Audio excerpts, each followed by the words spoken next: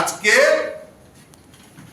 আপনাদের সামনে আরো তুলে ধরছি যে আজকে হিটলার, আমরা জানি হিটলার উনি একটা আত্মজীবনী লিখেছিলেন।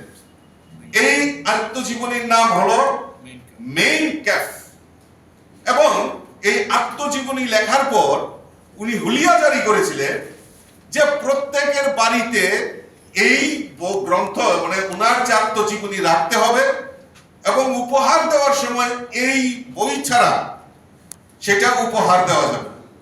ঠিক তদ্রুপ আমাদের এই রাজ্যেও যিনি প্রাক্তন মুখ্যমন্ত্রী উনিও একটা আত্মজীবনী লিখেছিলেন যার নাম দেওয়া হয়েছিল অতীত দিনের স্মৃতি। এবং আপনাদের মনে আছে হয়তো যে স্কুল শিক্ষা দপ্তরের মাধ্যমে এই বইটি যাতে কেনা হয় তার জন্য বাধ্যতামূলক করা হয়েছিল। সেটা অর্ডারের কপি আমাদের কাছে রয়েছে, প্রয়োজনে আমরা দিতে পারি।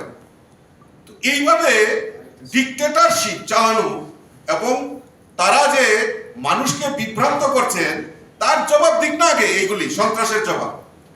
এবং তিনি সরকার চালিয়েছেন, এই সরকারের সঙ্গে যে আমাদের এই রাজ্যের জঙ্গিদের যোগাযোগ রয়েছে এবং এর জন্য উনার মন্ত্রিসভার একজন মন্ত্রীকে প্রাণও দিতে হয়েছিল, সেই দিনের কথা মানুষ ভুলে যায়নি। বন্ধুগণ, সাংবাদিক বন্ধুগণ, আমাদের কাছে আরো অনেক তথ্য রয়েছে যে আমরা এই মানুষকে বিভ্রান্ত করে বা অপপ্রচার করে মানুষকে ঠকিয়ে আমরা এই রাজ্যের রাজনীতি করতে চাই।